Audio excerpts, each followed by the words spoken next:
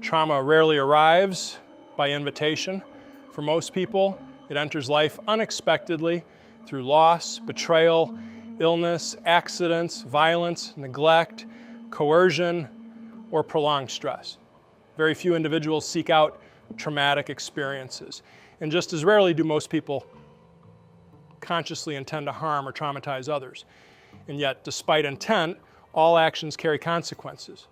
Words spoken in anger, choices made in fear, systems built on imbalance, and moments of inattention can send ripple effects outward for years, sometimes for generations.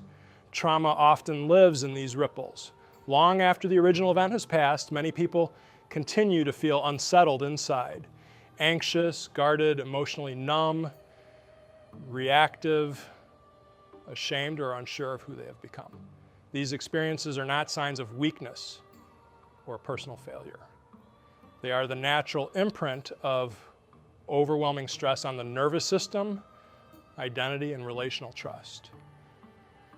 Trauma changes how the body responds to threat, how the mind interprets reality, how the self is organized, and how relationships are navigated.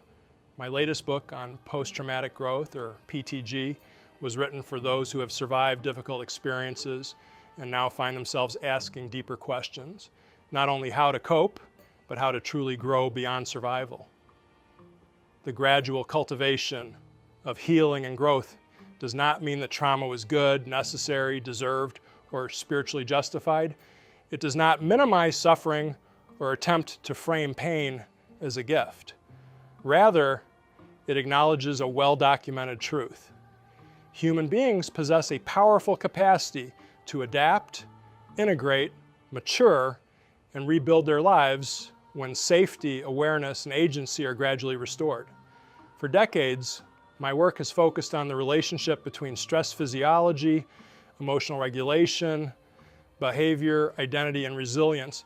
Again and again, I have seen that trauma recovery is not only psychological, it is neurological, it is relational, it is embodied. Insight alone is not enough.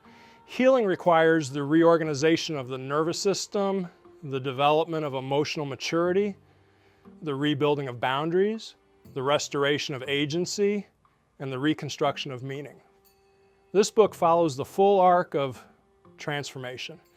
It begins with how trauma disrupts regulation, perception, and identity. It then moves into the practical foundations of recovery, breath, posture, emotional regulation, and stress resilience. From there, it addresses the deeper psychological work of boundaries, meaning-making, emotional maturity, and agency.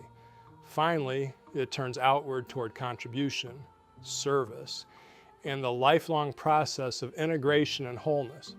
If you're listening to this, it is likely because some part of your life has been shaped by adversity, sudden or prolonged, visible, or hidden. This book does not offer shortcuts. It offers something more enduring and a grounded path toward rebuilding stability, identity, agency, and meaning over time. These essays are not meant to be rushed or consumed linearly, but revisited as one's capacity for regulation, reflection, and integration deepens. Growth does not erase the past. However, it may allow you to live no longer defined by it.